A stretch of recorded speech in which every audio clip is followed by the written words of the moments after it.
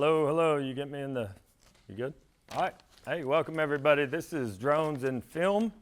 My name is Paul Kohler. I do work with the Kendrick Brothers, so if any of y'all have seen the new Courageous Legacy, Alex and I both kind of co-videoed that with this Inspire right here, and he run the camera while I flew the drone. So we're going to go over quite a few things, but to begin with, I'd like to go ahead and open us up in prayer and give thanks to God for everything he does for us, okay? Let's bow our heads. Lord Jesus, thank you for this day, God. Thank you for blessing us with the ability to learn and the ability to share our knowledge with others, God. Thank you for this week, Lord, where we've seen 14 people baptized at this event, Lord. It has been a blessing to me and my family, and I'm sure to everyone here, God. Give me the right words for everyone here that we can answer people's questions and help them further their trade that will allow them to glorify you in the end, Lord Jesus. Thank you for this day again, and thank you for the people here. All this we pray in your name, amen. So, everyone got a handout, correct? All right, so I tried to put together just a lot. This is such a tight window here that I tried to put together a lot of information that you would need if you were planning on doing any kind of drone work in film. So to begin with, here, I'll slap it up on the, I will put it up here. Let me see if I can get that bigger there. All right, so, all right, can everybody see that? All right, so drones and film. Not too long ago, people were renting helicopters and camera crews and jibs and all this expensive equipment to take video from a bird's eye view or a sky view, and it used to cost tens of thousands of dollars per day to rent this type of equipment and run a camera crew in a helicopter all day. So now that cost is kind of distributed it's usually under the $10,000 range at the greatest thing you would love to film with, down to like $500-600 to the smallest thing that you could use indoors or produce film with. So it has definitely changed the entire game. A lot of people are utilizing drones now. Some people are just now picking them up. The reason we had the addition of drone footage to Courageous Legacy when it was remade for the 10-year anniversary was because they weren't using drones 10 years ago in that section of film. So we added drone shots, and it was recolored and redid and added a 10-year update to the end of it. And it was really a fun little project to do, because we've all seen Courageous 10 years ago, and then adding things to it and seeing Albany, and it was a blessing to be a part of that. So the drone safety here,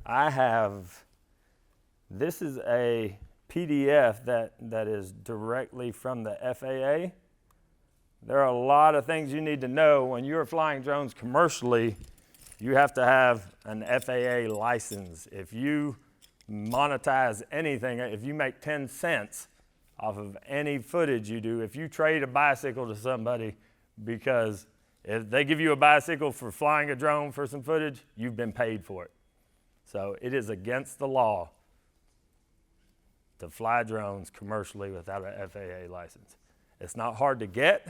I studied for like a week and went and took it, and I did it the hard way by reading the FAA manual, which is like reading laws. It's really dry material and it's really boring, but it's very informative. It's nothing but raw information. So if you are capable of learning that way, that's a way cheaper way to study and get your license. They do have these classes that charge you like $300 or $400 that you go through, and it's more user-friendly and kind of like it keeps you attentive and lets you learn in a different way. It just depends on how you learn on what I would recommend for trying to get your license. So in all your handouts, this information, if you go to that website, this is going to give you, and I'm not going to go over all this because we got a ton to cover. We could probably divide this into 6 workshops. So I wanted to just give it to you in a handout, and I think I gave them a sheet on all the people online. There should be a copy of it there. If not today, it'll be there whenever all the classes are put up and you can review them. So we'll just brush over. You got to register your drone. If you're using it for commercial purposes, it doesn't matter if it is this little bitty mini drone where they say you don't have to get them registered because they are under 249 grams. You still have to register this if you are flying commercially. If you are doing it for profit or monetizing on YouTube, you still have to register it if you're doing it commercially. So registration with the FAA is $5 per drone. I think it's like a 2-year registration period. So every 2 years, just go on there and they might even do automatic payments. I can't remember, but you do not. The test, usually you can go to a local, the one I went to is a college that's in Americus, and anywhere that is a testing center for pilot licenses will give you the test for a drone license, which is a UAS license. So, Colt, where'd you take yours? Was it at a local airport? At an airport. So, but for renewal, you don't have to retake it. Renewal is every 2 years. The renewal process, because of COVID, has changed. You used to have to go back and take a retake test and pay money. Now it's free online, and I think it's going to continue to be that way because people could not go into these test centers when COVID was going on. So the FAA, they designed this way of renewing without having to go in, and it's pretty awesome. I mean, it costs nothing, and you go in and they add all the new laws because drone laws are changing every single day with big companies like Amazon and places that want to do packages with drones and just different uses of drones. Lobbying and everything controls laws most of the time. So drone laws are changing consistently and rapidly. So every time you renew, you'll be getting a new set of laws, and that you take the test. If you miss like 5, you go back. They'll tell you exactly which 5 you missed. They'll tell you the answers, and they'll tell you go back and retake it right away. So you can take it as it's very simple to renew. It costs nothing. So once you get your license, you should, as long as you keep up with it, you should have it forever. I mean, as long as you would like to have it. So the FAA's operating requirements, certificates.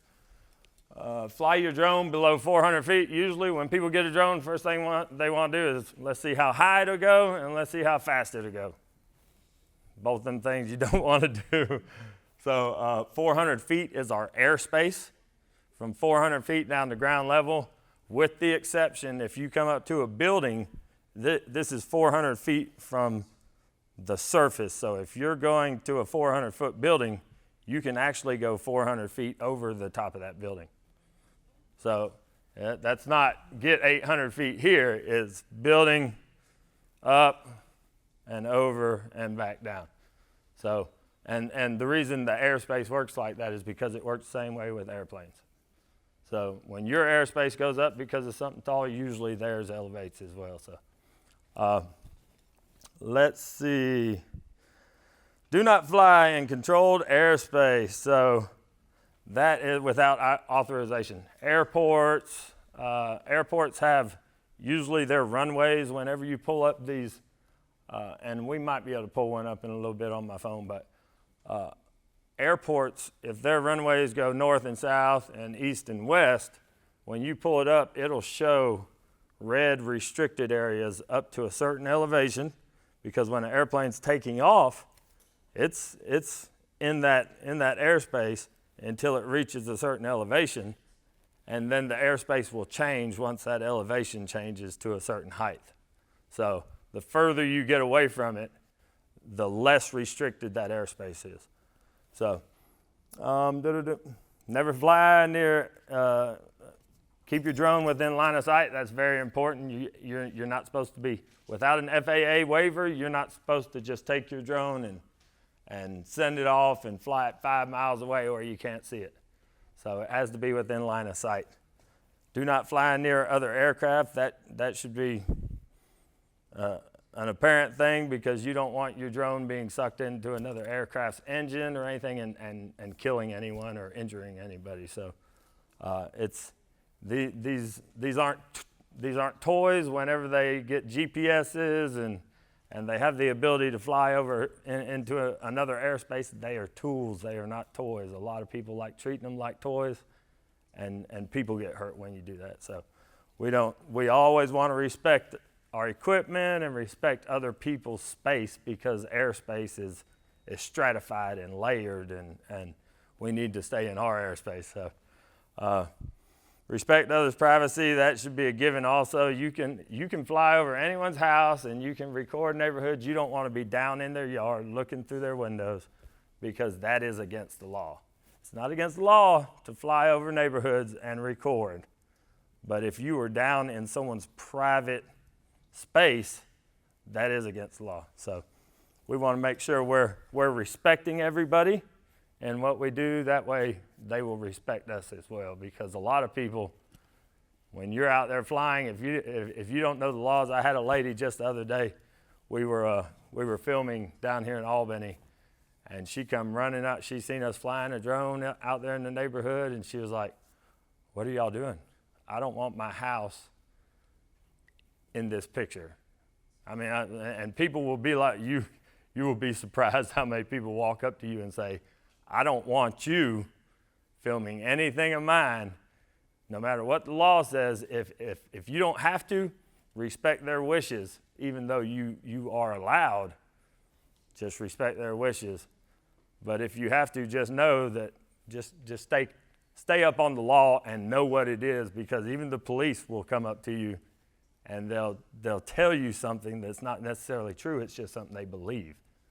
So it's always good. We had a police officer the other day pulled up. We were on the side of the highway, on a public highway, and we were off in the, not in the median, but on the right of way there. And yeah, on the shoulder, there you go. And he stopped and he was like, "It's illegal to fly here." I said, "No, it's not." And he said, "Oh yeah, I'm just kidding. No, it's not." So people will come and try and get you to get out of it. Just know the law, because it is drones are becoming a more and more prevalent thing, and people are misusing them. So it's kind of giving the public this, "I don't want drones near me," because people are just misusing it, and it's you always want to respect people and their property. So the length, the low altitude authorization notification capability, I wrote down on your worksheet here. If y'all look at it, I wrote down all of the, let's get rid of that. All right. So these are the FAA authorized agents that can give you length authorization. So I use AirMap. DJI has, there's 2 or 3 of these you can use for DJI to get authorization if you're ever flying in a restricted zone, well, actually you won't be flying in a restricted zone with DJI, because it won't allow you to take off.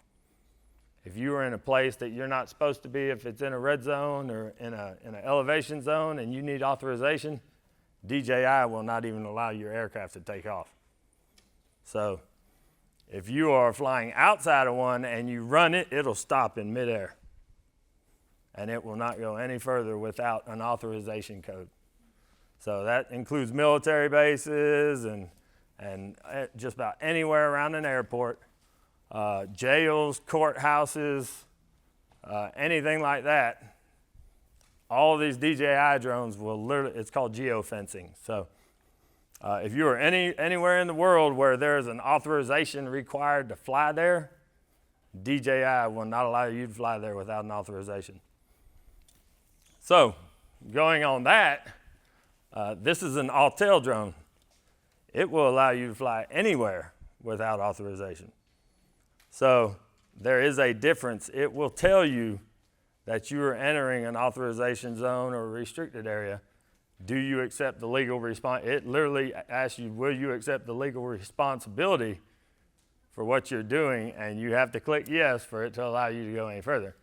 So Air Map is what I use anytime I'm in an authorization zone with this. If I'm downtown and there's an elevation zone because the airport's not far away, and it says I can only be at 150 feet because the landing strip elevation is right over us, then I can fly this anyway without authorization, but I use Air Map and I get authorization. It literally, I can punch in and tell it the elevation I want to fly at and the area I want to be in, and within like 30 seconds, it'll send me authorization on my phone. It'll text it to me from air traffic control.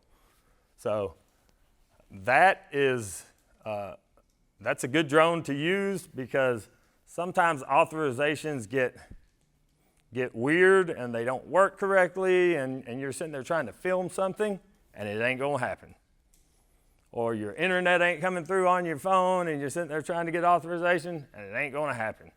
So I like that drone, and I usually get prior, I'll circle my area when I'm scouting or something like that. We'll have a list of scouts that we're gonna do for the movie, and I'll just go through on a Google map and I'll say, okay, these are all the locations, and I'll move it over to my flight map and see if any of them are authorization zones. And from there, I will apply for authorization zones. You can say, okay, on the 22nd of May at 3 o'clock to 8 o'clock, I want authorization for this area. I'm gonna be flying 200 feet elevation.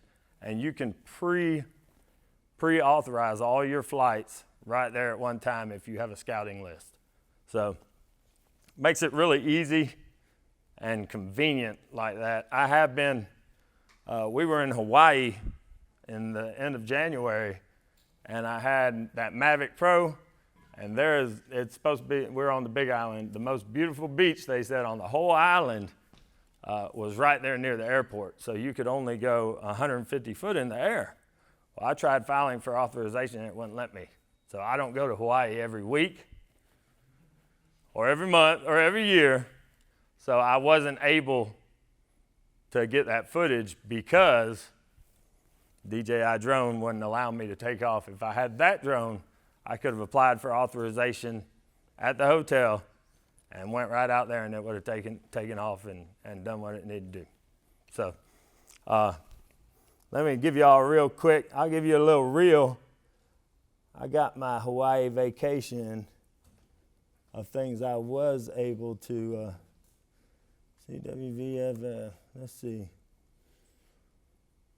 And it should play on this TV over here, or computers. If y'all can see that.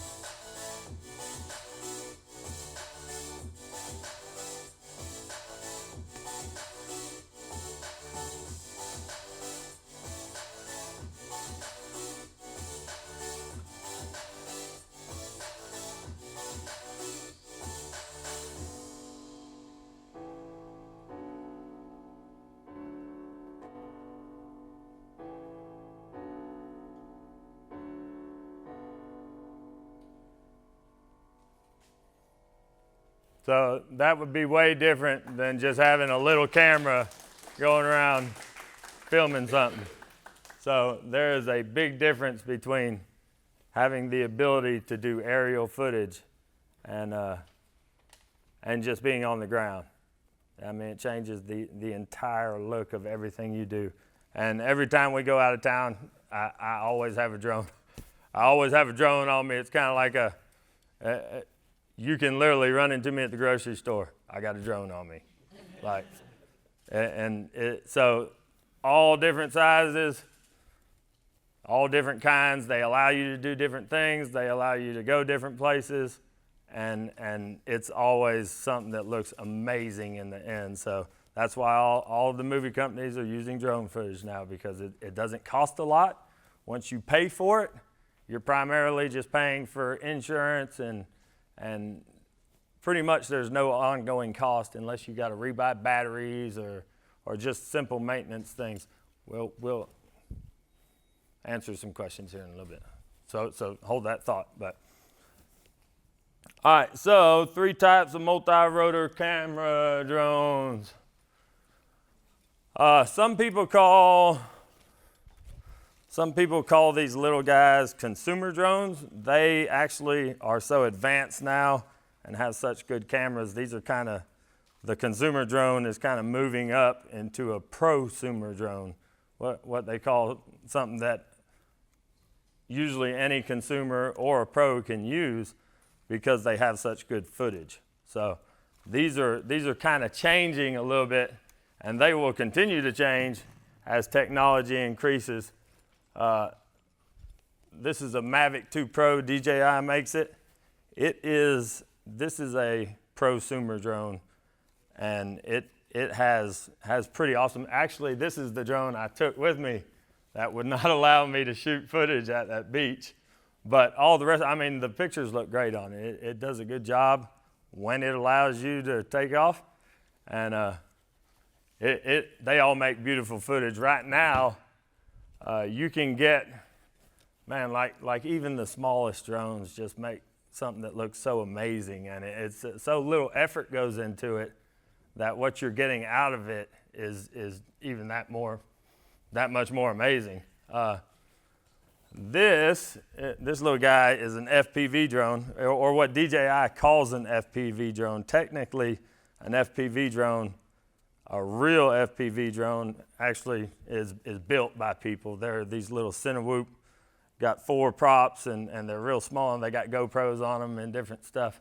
So the original FPV, the racing drones, FPV stands for first person view, because their cameras aren't on gimbals, they're fixed. So when the drone actually flies like this, it'll flip. It'll do 100 miles an hour. So actually 99. It's illegal to go over 99 miles an hour in the United States. So, and this thing's heavy now. It's like a 100 mile an hour softball with blades. So this guy over here, let me see if I can bring it over. So I don't know how wide we are on our camera for the people online. This drone is what we use to shoot some of LifeMark with. So this is an Inspire 2 made by DJI. It has carbon fiber props, and it has exchangeable cameras. You can take the camera off. You can put ND on the camera. You can switch lenses. I have multiple lenses. If you want to get hard lesson here, don't use a wide lens and try and go through trees. Just use a narrower lens and be way away from the trees. So, because this has been crashed. I actually I have crashed drones enough to where I learned how to fix them and replace parts myself. So I have spare parts at the house. That way I can crash them whenever I want to. So, and I have multiples because we use these on movie sets, you need a backup. When you crash that, if you don't have another one, you're going to have to come out the pocket anywhere from $5,000 to $10,000 in a day or two and bring another one in. So this shoots raw footage. It shoots cinema DNG raw, which is a beast of a file. Like 20 minutes of that footage is a terabyte. A whole terabyte for 20 minutes. So it's the biggest, when we filmed LifeMark, it was the biggest amount of memory, the whole entire day's footage that all the cameras, A camera, B camera, every camera on the whole set, in 20 minutes, I had more memory on my footage than they had the whole entire day of shooting, all put together. So, dual operator is you can do dual operator on this little all-tail drone. Right here, they do make it where you can get 2 remotes, but there's really no purpose here. This gimbal does not do this. It only does this. So a dual operator you should really reserve for something like this. Right here. So what happens with this drone is when you take off, these landing gear actually retract up. It goes just like that, and they'll retract up. And this camera will have a 360-degree range where it can record anything and not see legs or anything. So what usually happens in that case, someone, most of the time it's me, will be on this remote flying the drone, and there's two different cameras on there. There's an FPV camera, a little tiny camera that's right above that camera that connects, and then this is a Sendence remote. So this remote is what the photographer will use, and it has spin dials. You can control aperture, focus, everything literally just right here on the remote, and you don't have to go into the touch screen. So they run the camera independently, and I fly the drone. Usually we're standing next to each other, and because we're looking at through 2 different cameras, he could be looking behind me while my FPV camera is showing me where the drone's going. So I'm usually standing next to him looking at his too and flying the drone, because of course his camera looks way prettier than what's coming through on mine.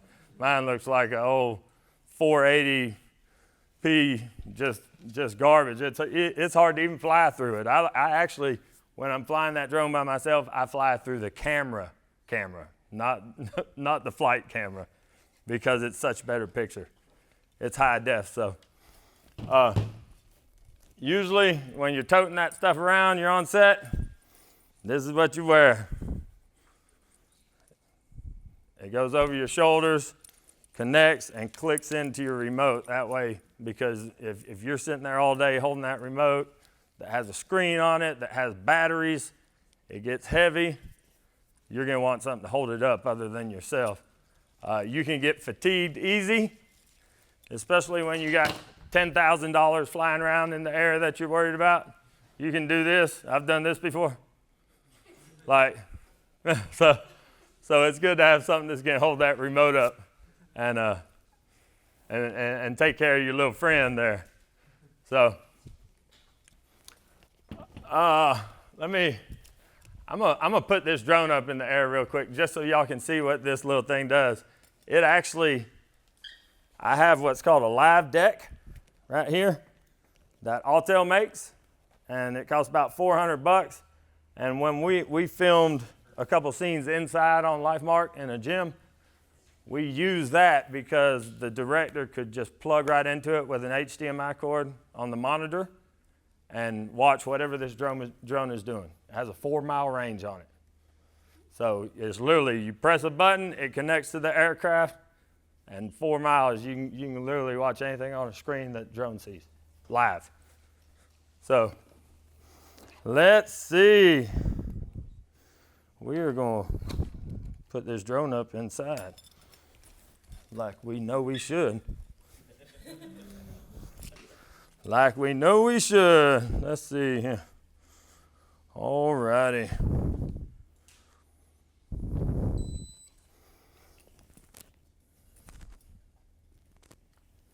These things are really, really steady. Usually the smaller they are, they they literally float because they're just so light. That big heavy drone, it feels different when you're controlling it. Has such powerful motors. You don't ever want to get hit by one of those props ever. It'll cut you open. And I mean, it's carbon fiber and it's spinning very, very fast. So let's see. Oh, we're already up. Okay. We don't need none of that. We don't care about that. We're just trying to play. All right, so for the people online, this is what the crowd looks like. Everybody wave. So this thing has obstacle avoidance sensors on it too. So it will, a lot of times when you're flying it, it will kind of push away from things that get near it. It has all these cameras in the front, on the sides, and on the top that allow it to see what it's flying around. And so see how smooth it is? This can replace a dolly, a jib, anything. I mean, it is literally the smoothest footage you ever saw, other than the lag on the HDMI. For everyone that's looking at it and going, that's not very smooth. It's smooth. And the reason it's going slow right now is because it can see me. So whenever it's around, and it can see y'all, it can see the ceiling, the floor, everything. So it will almost slow it. Sometimes it'll stop and it won't allow you to go any further. You can turn these sensors off. Usually when you do, you wind up repairing one of your drones. So when the director says, hey, we need to get closer, sometimes it's good to say, you know what, we can't do that, but we can do this. So you always want to give a different suggestion and not learn the hard way. So there it is. It's showing off its stuff. Very, very smooth. And these drones are all, they will all self-hover. So usually the more they cost, the harder they are to destroy. And they do that purposely so that you don't just break everything that costs a lot of money. So our parents probably wish they had figured out how to do all that when we were young and make something to where it was unbreakable. But my parents didn't do that. I used to take things apart and never would they ever work again. So I learned my lesson on that too. But this is a great tool. This is my favorite drone out of all of them, and it don't cost nowhere near what those cost. It does 6K video. It has a 1-inch sensor. Takes pretty good night shots. It just floats. It flies better than any of this stuff. This is a beast, and this is what you use when you need that camera. So there is the drone rumor line says that there's an Inspire 3 coming out in September, which will be 8K 100 and have it'll have internal ND. So you just hit a button and your ND goes boop, boop, boop. So, and that's just the rumor line, the rumor line now, but usually it's pretty close to the truth. So, What's the name of your favorite drone? This is an Autel Evo 2 6K Pro. Yep. All right, we will go into some questions for the time we have left, and y'all are welcome to come over here and play. If y'all have never flown a drone before, I'd love for you to fly one of these. What's up? What's your preferred filming rate? Like, do you just move real slow and smooth, or do you film at 48? The Kendrick Brothers usually do cinematic shots. So everything is a very slow, intentional movement.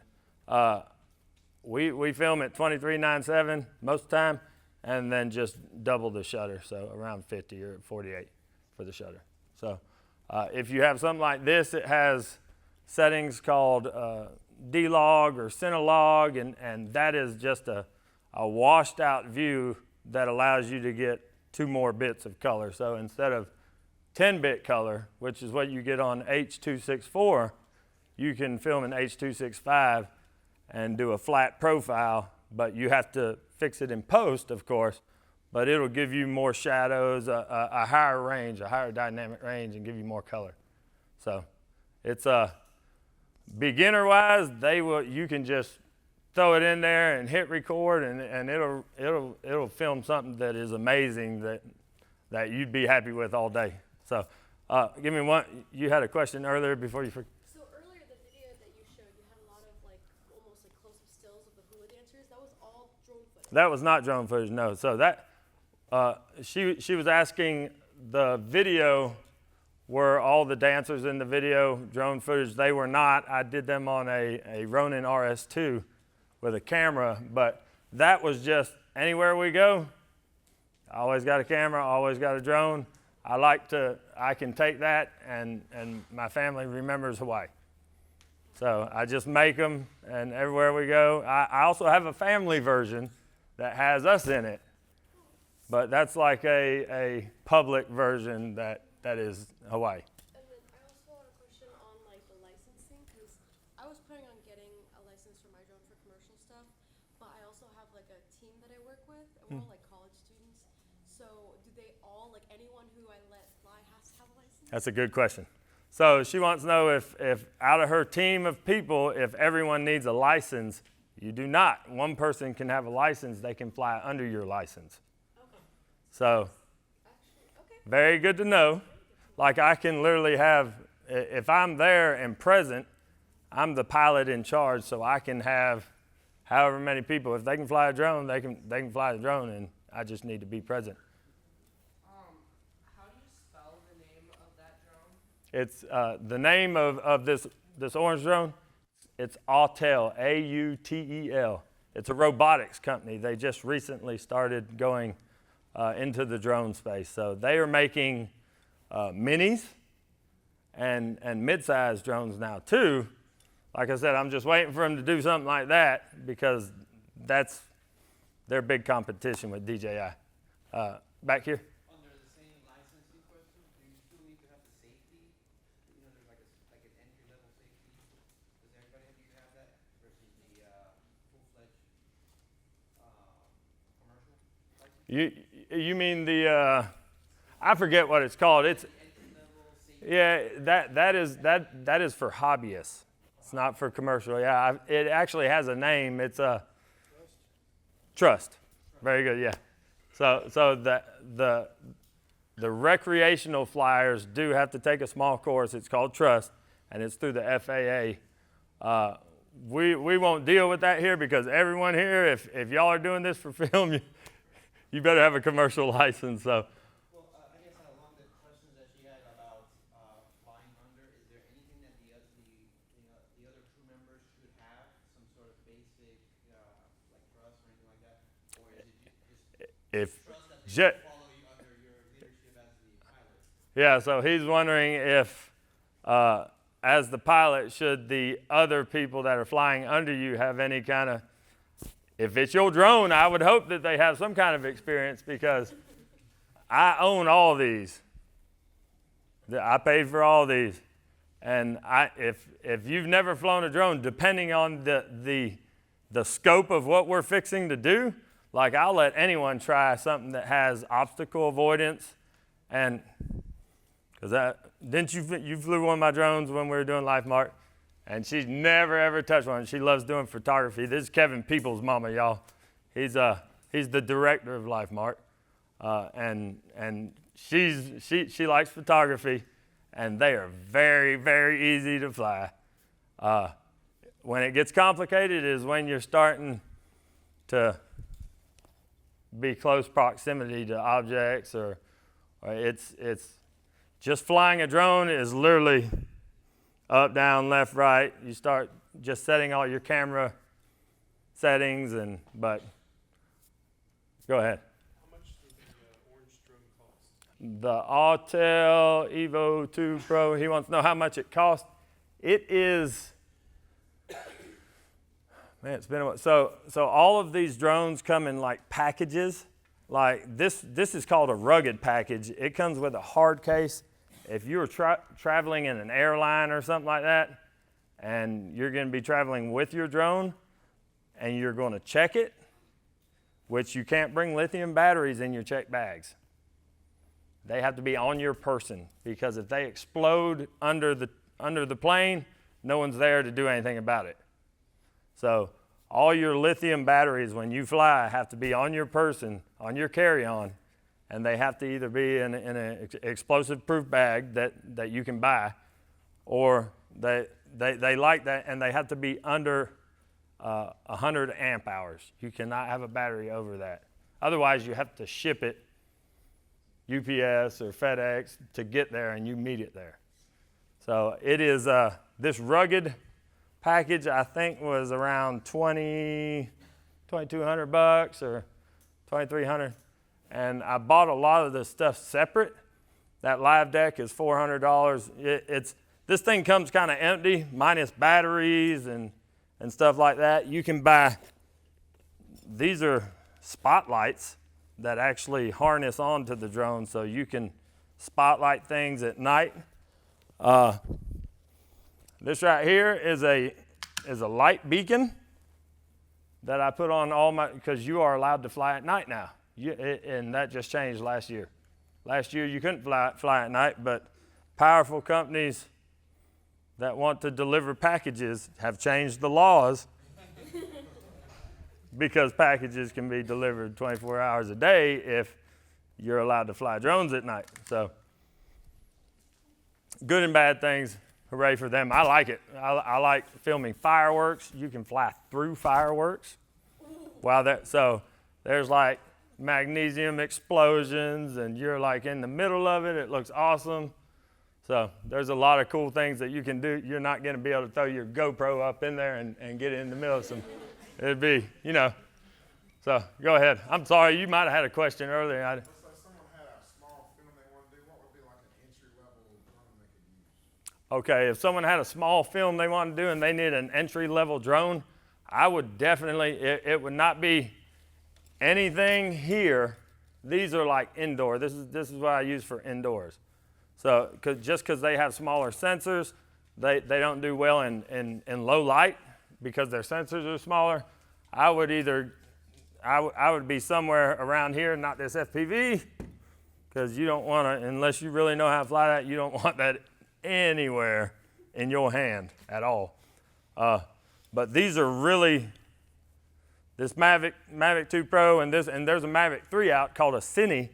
It's a cinema edition, and it actually does ProRes, Apple ProRes RAW, and it has an SSD, external SSD that you pull out and plug in. And I haven't bought it because I prefer to wait for that. That's going to cost a lot more money, so I'm waiting on that to be updated to get an exchangeable lens camera. But one of these mid-size, something with a 1-inch sensor or better. And you're going to be under $2,500 with extra batteries and things like that. And you can take these things and use them as cameras too. This drone can be used as a handheld camera. Where are, right here. So these are carbon fiber. You can also catch drones with these. Where are we at here? So you can take this drone. They've actually, if you look it up online, there has been a whole entire movie, a feature film filmed with an Inspire 2. Because they have really awesome cameras. Oops, come on now, Don. They have really awesome cameras. So, and you can have someone control the gimbal as you're holding it. So you can use this as a handheld camera as well. So,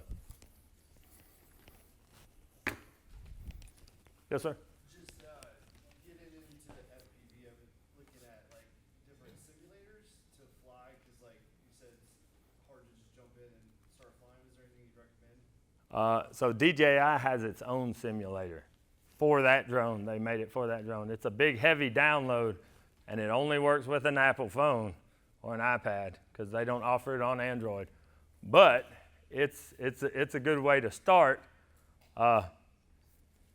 It will make you motion sick when you first put those FPV goggles on and you're doing VR. And I mean, it's probably best to sit down somewhere, and it's going to make you motion sick. So you just keep on doing it. Eventually your brain will adjust to seeing things move like that, and it won't do it anymore. And just follow up, like, are you happy with the DJI, or do you kind of wish you had got into the building realm? So this is technically not an FPV drone. It does move like one.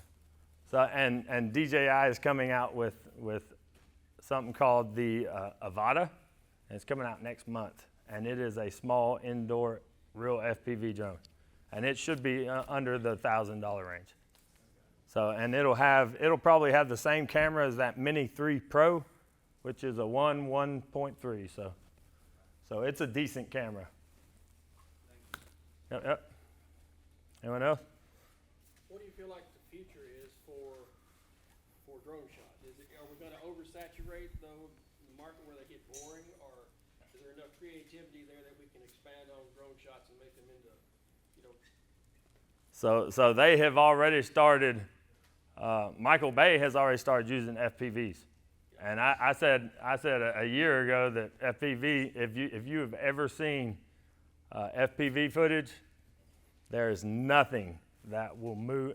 It's impossible to get footage like that. The Gray Man that just came out. Yep, it is impossible to get footage with anything but an FPV drone. Just go online and research it a little bit. It is awesome. And I said as soon as I bought that, and that's the reason I bought it, I said this is going to be the future of drones right here in cinema, because it just moves unlike anything else. What would you suggest a type of drone to buy just for fun? What would I suggest a type of drone to buy just for fun? Something that doesn't cost a lot of money. Something that doesn't cost a lot of money. A drone, technically, nowadays, the majority of everything in the drone market is used for taking video and doing photography now. Drones, I would say 90% of anyone who even wants a drone or owns a drone, they're using it for media, for some type of media, visual media. So I would not, it's hard to, you can't even get a drone that doesn't have a camera, I don't think. I mean, last I checked, I don't know. I don't buy any that don't have cameras anyway. But I would, if you really want, if you had $1,000 and you wanted to spend it, I'd get that Mini 3 Pro. It has a nice little remote that's touchscreen and joysticks, and you ain't got to use your phone. Like this Autel, you have to use your phone. And I'm gonna go ahead and make this prediction here too. All the remotes are gonna start doing away with cell phones. They're gonna be remotes just like this. And they call these RC Pros. So this thing has its own little touch screen. It tucks its joysticks there for storage.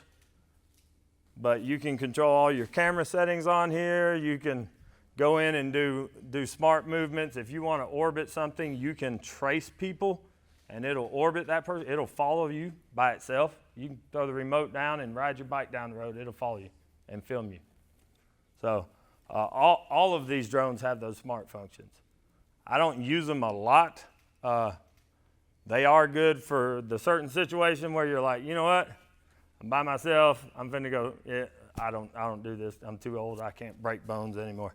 But I'm finna go snowboarding down a hill. Trace yourself, and you take off snowboarding. That thing's gonna film you. And they have programmed these things so intelligent that even when they turn and have to avoid something, they turn in a cinematic motion. They used to just do that, and it'd be jerky.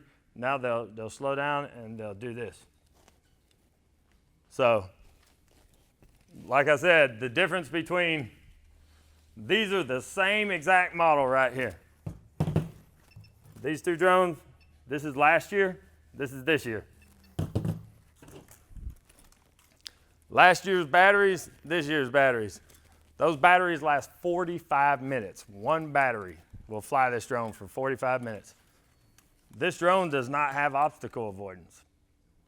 It literally, if you get near something and you hit it, it's not going to tell you you're about to hit it. It's just going to hit it. This has obstacle avoidance on it. So this camera will also flip sideways into portrait mode to do Instagram shots. That way it'll go straight into Instagram, already in portrait mode. So these drones are literally the same exact weight. So they did everything that was missing from here, they put it in this, and it's the same exact weight. So next year, that's only 1 year. That's how fast technology is changing in drones. And money's being invested into it, poured into it, because people, you would not even believe how many of these they sell every year. I mean, it's. What's the difference in cost between those? This, I bought it brand new like the week it came out, the Mini 2. I think with the extra batteries, I paid $700 and something bucks. This, I bought the first day it came out. And it has that Pro RC remote, so it has a lot of upgrades. It has obstacle avoidance. It has a lot of extra, the OcuSync, the signal, like this thing. If it gets like 2,000 feet away and it's blocked by something, it's useless. You'll start losing picture. This, the actual receiving of a picture is 10 times better than that, and this don't cost nowhere near what that costs. But when the new one comes out, it's going to be updated as well. They don't update these as much because they just cost so much money. This is easy to redesign and turn into something at a lower cost. That is not. So, but I'm telling you, in 1 year, the amount of changes just in this little tiny drone is crazy. So there's going to be a big difference. All of them, I'm predicting literally you're going to see all these RC Pro remotes coming out, and you're not going to have to use your cell phone. So a lot of people don't like using their phone because it ties up their phone. If they're getting a call, it distracts them. They jump, you know. So people don't like using their phone, and they're slowly converting over to internal, everything internal. You pull it out of the bag, you crank it up, you fly it. And the price, did it change in a year? So once again, this is a different amount of features. I paid $1,250 for the Mini 3 Pro with extra batteries, with the upgrade to the, you can buy a non-upgraded remote, but I don't like using my cell phone. I like using that. I do have a couple of problems with it because the joysticks are above the touch screen. Sometimes when you're holding it, your hand will touch that touch screen. So nothing is perfect when it first comes out and it's new, but eventually people will complain about it, and they'll say, okay, how do we fix it? So, yeah. So it's a work in progress. All of it is, because this is relatively new technology. So. I was a few minutes late. Did you talk about wind? Wind. Okay. He's asking about wind with a drone. All of these drones have a certain amount of wind rating. So I've been in many situations, even in Life Mark. This thing right here will take a lot of wind just because it's so heavy. It was telling me, land now, land now, land now. Like, and when it tells you that and you're like flying it and everything's going on, that kind of, woo, you know, maybe we should land it now. But once again, the technology on these drones, this little one, the wind rating's double what it was last year. So they study wind patterns, and they have these things through AI. The different props will react differently, and that thing has so many sensors in it: gyroscopes, barometers, compasses, anything you can think of is in that little tiny drone. Anything. So it reacts Once they learn more, it'll react differently, and you'll be able to up the win rating. So, pretty cool. Like, let me get him in the back real quick. So, my dad does have a drone and drones license. I was curious a bit more about how the drone flying license for like me to use his drone works. He just hands you the remote, and you do what you're gonna do with it.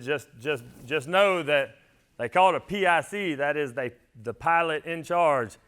If you crash that drone in someone's windshield and they die, it's his fault. It's not your fault. Yeah, you think that may be good for you, but I'm sure they'll find something to charge you with. Yes, sir. The insurance, and does it go by the amount the drone's worth? Okay, he's asking how much the insurance is and does it go by how much the drone's worth? That's a good question. So insurance with drones is there's a big expanse of different options here. You can do monthly now, which most of the time when you're on a movie set, you're looking at liability insurance, not drone. You can add drone insurance to it, but you need to pay for liability if something happens when you're flying over or something. And so you're gonna have to, whatever their insurance company requires you to carry, it may be $10 million of liability or whatever they require, you're going to have to provide that, and usually it's charged to the customer. So if the drone insurance costs me $200 for the day, here's the bill for the $200, and I'm charging for my time and my equipment. Insurance also comes daily, hourly. You can buy it by the hour. You can literally just log on to these apps and say, this is where I'm flying, I need an hour worth of drone insurance, and they'll charge you $30. So it's very, you gonna kick me out, ain't you? We're good? Okay. Oh, I have a question. Does that insurance cover medical too? What if somebody It can. You know how insurance companies are. As much money as you want to give them, they'll take it from you. So you can tell them you want it to cover the entire city of Albany, and as long as you pay what they require, they'll give it to you. So you can have it cover medical. The general liability is usually for incident. If you crash into someone's property and it damages their property, and that's usually what the movie company will require is your general liability. The drone insurance itself is an add-on to replace the cost of your equipment, because relatively they don't care about your equipment. They just want to make sure that if something bad happens and they're being sued, that insurance is going to cover that cost. So, yes, ma'am. Any more questions? Got one more. So, I know you were talking about like the public highway situation. Like if you wanted to record a car, like, are there anything you should watch out for, like license plates or people getting mad, or like how does that work? Is that okay? Like I don't. So she's asking if you want to record a vehicle on a public highway, if we have to take precautions on private license plate numbers or anything. Usually that's taken out in post, just like filming a film. A lot of license plates are generally seen, but they're either changed or just made unrecognizable. When you are flying over a public highway, you are not flying over a public highway. You're flying to the side or in the median. You cannot legally fly over a vehicle. Like you can't do what they call a God's eye view, which is a straight down flying over. You cannot do that legally with someone who is not involved in production. Like you're just flying over a highway over a car, you're breaking the law. You can get an FAA waiver for that, which usually takes about 2 weeks and has to go through the FAA. And they can deny it. They don't have to say yes. Yeah, and then one of the things that I saw on the sheet, like with the rules and stuff, was like flying over groups of people. But the thing is, like people are like everywhere. So like if you're at like an event or like at a public beach, like how does that work? So she's asking about flying over people. How does it work? So if you're at a public beach, usually you don't want to look out at nothing but the ocean and see nothing out there. You want to see ocean, beach, buildings, people. So you're actually shooting from over the water looking inland. Yeah, if you're shooting over people and looking out, all you're going to see is a big blue ocean. It's going to be just as boring as you can think it will be. So you don't want to see that.